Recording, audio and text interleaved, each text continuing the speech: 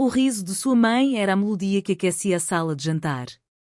Kayla sorriu, levando o garfo à boca, o sabor da moqueca capixaba que seu pai tinha preparado com tanto orgulho preenchendo seus sentidos.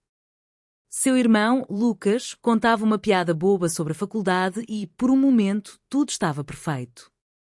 Um momento de paz, uma ilha de felicidade em meio ao estresse das provas finais de arquitetura. Foi então que a voz de seu pai, Roberto, cortou o ar. Precisamos conversar. O riso morreu. Lucas parou no meio da frase. A mãe de Kayla, Helena, pousou os talheres com um ruído suave no prato. O tom dele não era sério, era fúnebre. A empresa, começou Roberto, a voz a tremer, os olhos fixos num ponto invisível da toalha de mesa. Ele engoliu em seco, o pomo de Adão a subir e a descer. A empresa faliu. Acabou tudo. Silêncio. Um silêncio tão profundo que Kayla podia ouvir o zumbido da geladeira na cozinha. A moqueca em sua boca de repente tinha gosto de cinzas. O mundo parecia inclinar-se sob seus pés. Faliu? A construtora Mendes, o legado de seu avô, o orgulho de seu pai? Impossível. Eles tinham acabado de fechar um grande projeto, ou assim ela pensava. As lágrimas nos olhos de sua mãe foram a confirmação que ela não queria. O rosto de seu pai, antes tão altivo, agora estava cinzento, quebrado. Aquele homem, seu herói, parecia ter envelhecido 10 anos em 10 segundos. A campainha tocou, um som estridente e profano que rasgou a bolha de desespero da família. Eu vou atender, disse o pai, levantando-se como um autômato. Momentos depois, ele voltou, seguido por um homem que não pertencia àquele ambiente. Vestia um fato caro, perfeitamente cortado, e carregava uma pasta de cor que parecia valer mais do que todos os móveis da sala. Seus olhos eram frios, analíticos, e passaram por todos eles como se estivesse a avaliar gado. Este é o Dr. Moraes, apresentou o pai, a voz oca. Ele tem uma proposta. O homem, Dr. Moraes, não sorriu. Apenas fez um leve aceno de cabeça e colocou a pasta sobre a mesa de jantar, afastando um prato com uma precisão cirúrgica. Boa noite, família Mendes. Represento o Sr. Ivo Alencar, CEO do Grupo Alencar. Kayla sentiu um calafrio. Ivo Alencar. O nome era uma lenda em São Paulo. Um tubarão dos negócios, famoso por sua genialidade e por sua frieza implacável. O que um homem como ele quereria com eles? Meu cliente soube da vossa situação financeira delicada, continuou o advogado, a sua voz lisa e sem emoção. E ele está disposto a oferecer uma solução. Uma solução definitiva. Ele abriu a pasta e de lá tirou um documento encadernado. Deslizou pela mesa até ao centro. O Sr. Alencar irá assumir todas as dívidas da construtora Mendes. Irá reerguer a empresa, garantir os vossos bens e o vosso futuro financeiro. Um suspiro coletivo de alívio encheu a sala. Kayla olhou para o pai, que parecia ter recuperado um pouco da cor. Mas ela sabia, com uma certeza terrível, que havia um mas. A ajuda de Ivo Alencar nunca vinha de graça. E qual é o preço? Perguntou Kayla, a sua voz soando mais firme do que se sentia. Os olhos do Dr. Moraes fixaram-se nela pela primeira vez. Um brilho de interesse, talvez? Uma pergunta direta. Gosto disso. O preço, senhorita Mendes, é um contrato de casamento. O choque foi como um soco no estômago. A sua mãe ofegou. Casamento? Gaguejou Lucas. Isso é algum tipo de piada? O Sr. Alencar não faz piadas, respondeu o advogado, impassível. Ele precisa de uma esposa. Uma fachada, para ser mais preciso. Uma união de 1 ano. A senhorita Kayla Mendes irá casar-se com ele, comparecer a eventos sociais ao seu lado e manter a aparência de um casamento feliz. Ao fim de 12 meses, o divórcio será discreto e ambas as partes seguirão os seus caminhos. A empresa da sua família estará salva. É uma transação de negócios. Transação. A palavra ecoou na cabeça de Kayla.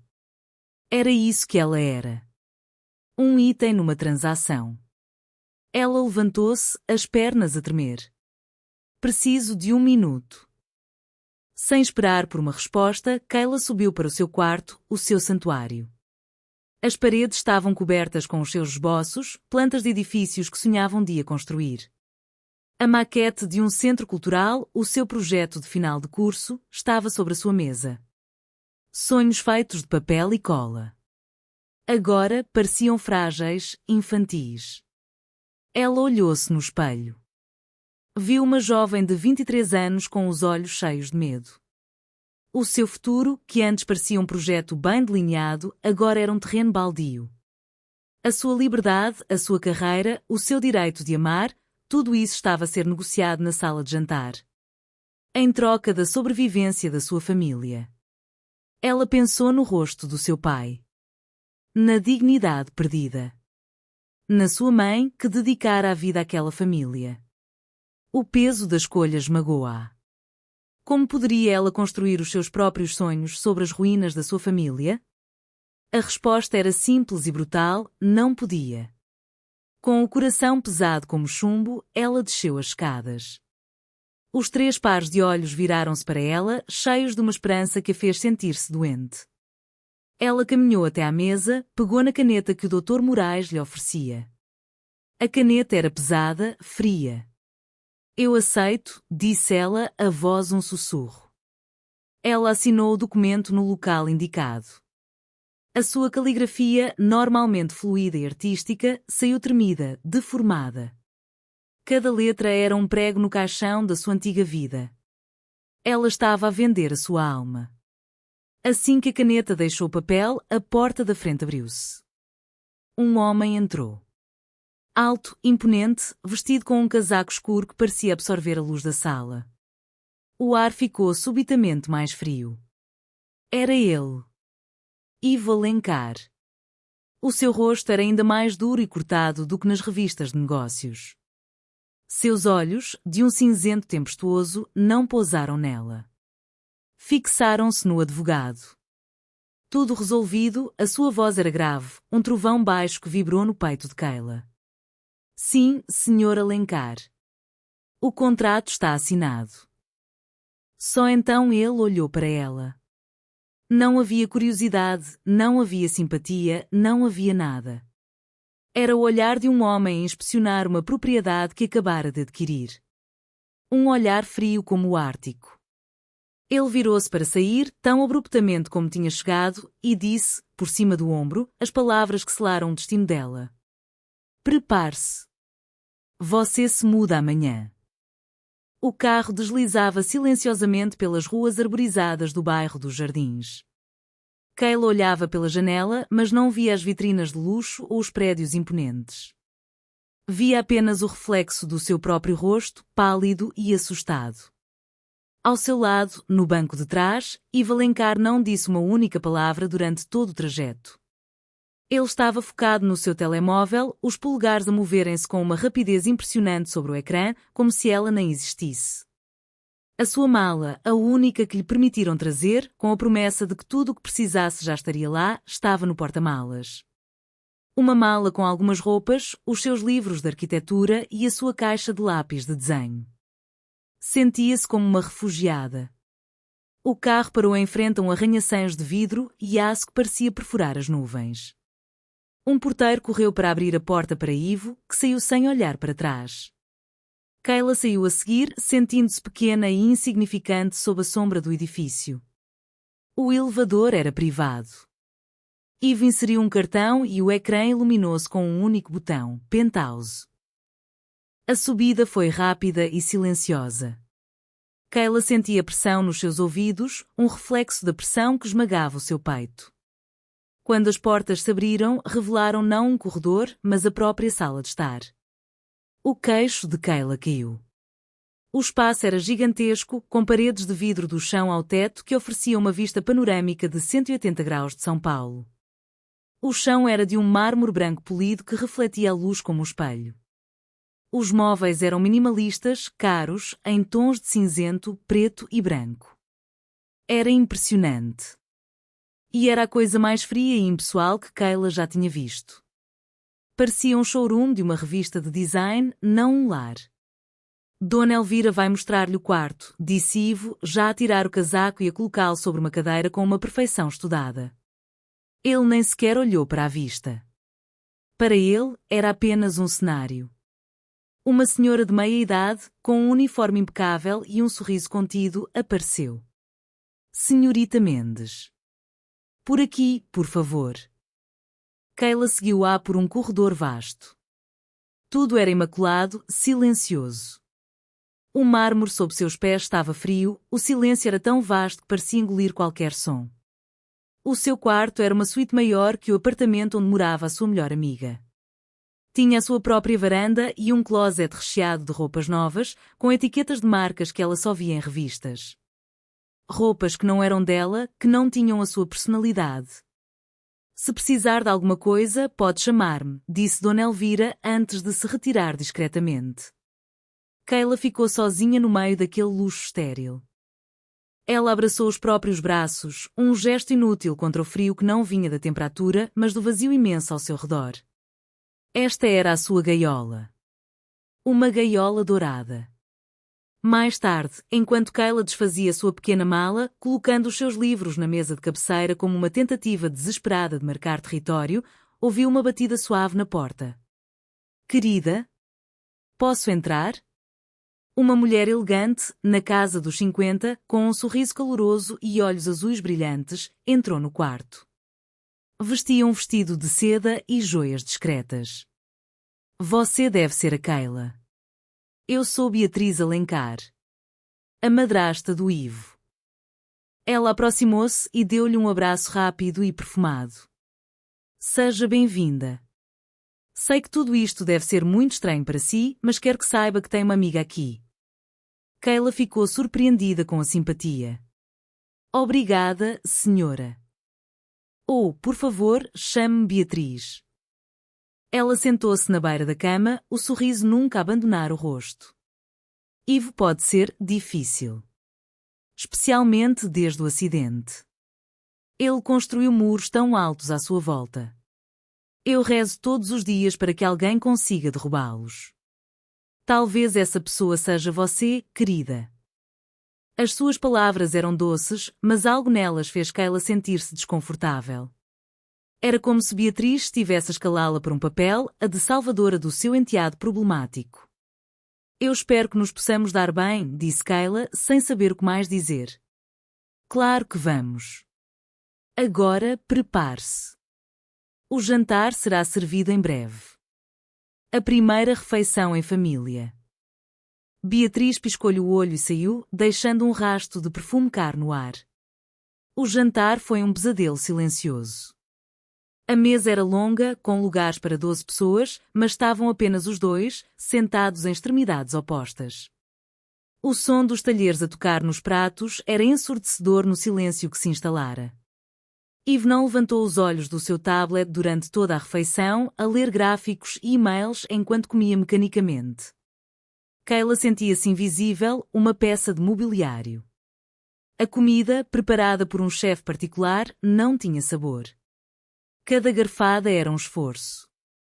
Ela sentia os olhos da equipa da casa sobre si, imaginando o que eles pensavam. A noiva comprada. A humilhação queimava-lhe o rosto. Após o jantar, Ivo simplesmente se levantou. Tenho trabalho a fazer no escritório. E desapareceu. Deixada sozinha na imensa sala de estar, Kayla sentia-se a sufocar. Precisava de se mover, de explorar, de encontrar um canto naquela casa que não gritasse solidão.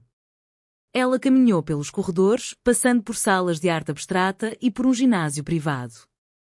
Tudo era perfeito, intocado, sem vida. Foi então que ela viu. No final de um corredor menos iluminado, havia uma porta de madeira escura, maciça. Diferente de todas as outras portas de vidro ou pintadas de branco. Não tinha maçaneta, apenas uma fechadura eletrónica, sem luz. Era a única coisa naquele palácio de vidro que parecia antiga, que parecia ter um segredo. A curiosidade, a primeira emoção genuína que sentiu desde que chegou, tomou conta dela. O que haveria ali dentro? Um refúgio? Um escritório secreto? Impulsivamente, ela estendeu a mão e tocou na madeira fria. Tentou forçar a porta apenas um pouco para ver se estava mesmo trancada. Estava. O que está a fazer? A voz de Ivo, grave e cortante, soou diretamente atrás dela. Kayla deu um salto, o coração a disparar na garganta. Ela não o tinha ouvido aproximar-se. Virou-se e encontrou a poucos passos de distância, os seus olhos cinzentos agora escuros, tempestuosos. A sua expressão não era de irritação. Era algo mais profundo, mais perigoso. Era um aviso. Ele aproximou-se, o seu corpo alto a projetar uma sombra sobre ela. Ele não gritou. A sua voz era baixa, quase um sussurro, o que a tornava ainda mais assustadora. Nunca entre neste quarto. Entendeu? A escuridão era total. O cheiro de pneus queimados e metal retorcido invadiu as suas narinas. Ele ouvia o som da chuva a bater no tejadilho amassado do carro e um zumbido agudo nos seus ouvidos. A sua cabeça doía. Ele virou-se para o lado, um movimento lento, doloroso. Lara? Ela estava lá, no banco do passageiro. Os seus longos cabelos loiros estavam emaranhados, o seu rosto pálido sob a luz intermitente da ambulância que se aproximava. Havia vidro no seu cabelo. E sangue. Tanto sangue. Os seus olhos, antes tão cheios de vida e de riso, estavam abertos, vazios, a fitar o nada. Lara, por favor. Ele estendeu a mão, mas os seus dedos pareciam feitos de chumbo. A culpa foi minha. Me desculpa? Ivo acordou com um sobressalto, o corpo coberto de suor frio. O seu coração batia descontroladamente contra as costelas. Ele sentou-se na cama, passando as mãos pelo rosto, tentando afastar a imagem do acidente, a imagem de Lara. O pesadelo era sempre o mesmo. Um fantasma que o assombrava noite após noite, há anos. Era a sua penitência. Ele olhou para o relógio digital na mesa de cabeceira. 5h30, a cidade de São Paulo ainda dormia lá fora, um mar de luzes a pescar na escuridão. O silêncio da penthouse era absoluto. Silêncio. Era isso que ele procurava. Paz. Mas a paz nunca vinha. Levantou-se e foi até à parede de vidro. O seu império estendia-se a seus pés. Prédios, empresas, negócios. Ele controlava tudo aquilo. O controlo era o seu refúgio. Se controlasse tudo, nada de mal poderia acontecer.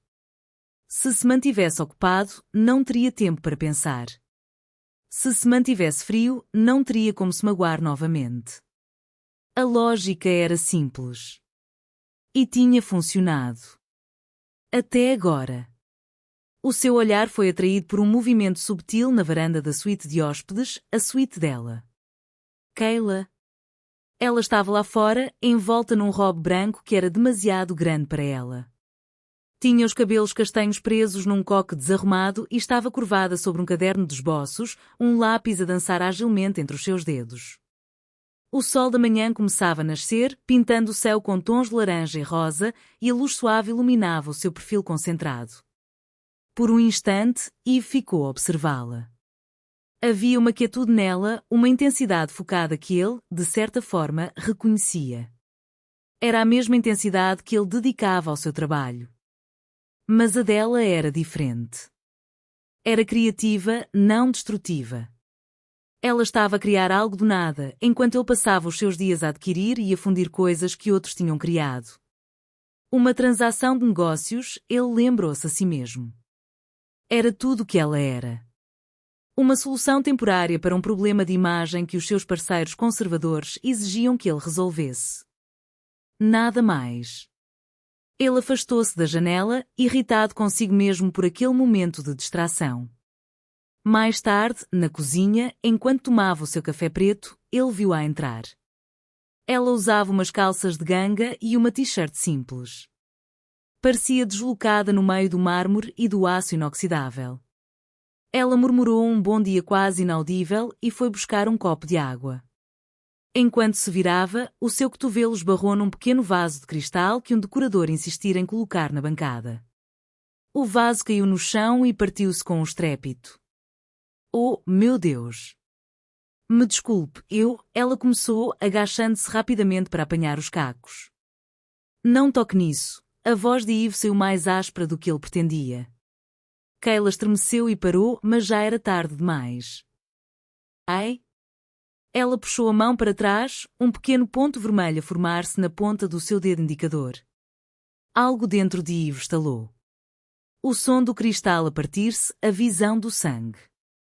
A sua mente voltou instantaneamente para o para-brisas estilhaçado, para o sangue de Lara.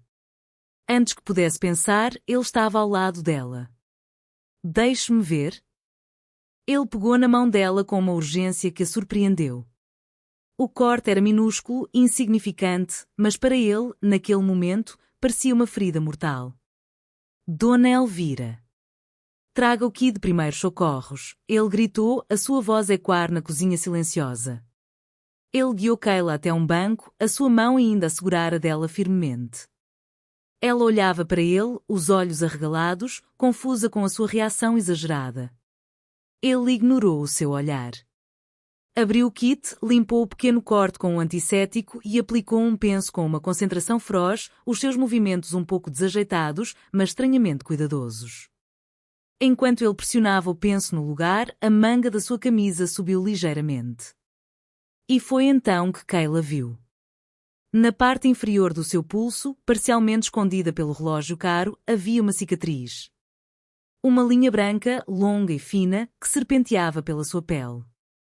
Uma cicatriz antiga, mas inconfundível. Kayla sentiu um impulso súbito, uma conexão inesperada com aquele homem de gelo. A sua mão livre levantou-se e, com uma hesitação quase imperceptível, os seus dedos tocaram suavemente na cicatriz dele. A pele era lisa, fria. Esta cicatriz, ela sussurrou, a sua voz suave, curiosa. De onde veio? O toque dela foi como uma descarga elétrica. Yves puxou o braço para trás como se tivesse sido queimado. A máscara de frieza voltou a cair sobre o seu rosto, mais impenetrável do que nunca. O momento de vulnerabilidade tinha passado. O muro estava erguido novamente. Ele levantou-se, a sua sombra a pairar sobre ela. Não é da sua conta. Os dias que se seguiram foram estranhamente calmos. A explosão de Yves na cozinha foi seguida por uma distância fria, mas algo tinha mudado. Kayla já não se sentia totalmente invisível. Por vezes, ela apanhava o olhar para ela quando pensava que ela não estava a ver. E numa manhã encontrou uma chávena de café quente à sua espera na bancada da cozinha, exatamente como ela gostava, com um pouco de leite e sem açúcar. Ele não disse nada, e ela também não, mas o gesto silencioso aqueceu algo dentro dela, uma pequena chama de esperança no meio daquela frieza polar. Ela começou a encontrar o seu próprio ritmo naquela gaiola dourada. Passava horas a desenhar na varanda, perdendo-se nas linhas e ângulos dos seus projetos, criando mundos em papel para escapar à realidade. A vista de São Paulo, que antes a intimidava, agora inspirava-a. Numa tarde de sol, decidida a não ficar prisioneira, Kayla saiu para caminhar. Precisava de sentir o chão da cidade sob os seus pés, de se misturar com a multidão anónima, de respirar um ar que não fosse o ar reciclado e perfumado da Penthouse. Ela passeava por uma rua movimentada perto da Avenida Paulista, a observar as pessoas, quando uma voz a chamou, uma voz que fez o seu sangue gelar. Kayla? É você mesmo? Ela virou-se lentamente. Lá estava ele. Leonardo. O seu ex-namorado. O homem que ela amara ou pensara amar antes de ele a ter trocado por uma oferta de emprego em outra cidade sem sequer olhar para trás. Ele parecia o mesmo, o cabelo perfeitamente penteado, o sorriso fácil que antes a derretia e que agora lhe revirava o estômago. Leonardo. O que faz aqui? Perguntou ela, a voz tensa. Eu voltei. Senti a sua falta, disse ele, o seu tom carregado de um arrependimento que soava falso aos ouvidos de Kayla. Eu soube o que aconteceu com a empresa do seu pai. Sinto muito, de verdade. Se eu estivesse aqui, eu teria ajudado. Kayla deu uma risada seca. Ajudado como, Leonardo? Você desapareceu. Eu fui um idiota. Eu sei disso, ele aproximou-se, a sua expressão séria. Mas quando soube que você se casou com Ivo Alencar, eu fiquei preocupado. Esse homem não é boa pessoa, Kayla. Você não sabe nada sobre ele, retorquiu ela, defensiva, surpreendendo-se a si mesma. Eu sei o que toda a gente sabe. Ele é um predador. E o timing é muito estranho, não acha? A empresa do seu pai, que era uma concorrente em ascensão, de repente vai à falência e ele aparece como salvador? É conveniente demais. As palavras dele eram como veneno a infiltrar-se nas pequenas fissuras de dúvida que já existiam na mente de Kayla. O que você está a insinuar? Eu não estou a insinuar nada. Mas recebi isto. Leonardo pegou no seu telemóvel e mostrou-lhe um e-mail. Era de um remetente anónimo. O texto falava de uma estratégia agressiva do Grupo Alencar para neutralizar pequenos concorrentes antes de uma grande fusão. As datas coincidiam terrivelmente com os problemas da empresa do seu pai. O coração de Kayla começou a bater mais depressa. Não. Não podia ser. Ivo podia ser frio, mas ele não faria algo tão sujo, faria? Eu tenho que ir, disse ela, virando-se para sair, a cabeça a latejar. Kayla, espere. Ela continuou a andar, mas a semente da suspeita já tinha sido plantada. Naquela noite, a atmosfera na penthouse estava mais pesada do que nunca. Kayla mal tocou no jantar. Ivo pareceu notar. Aconteceu alguma coisa? Perguntou ele, e pela primeira vez, havia um toque de genuína preocupação na sua voz. Antes que Kayla pudesse responder, o seu telemóvel vibrou.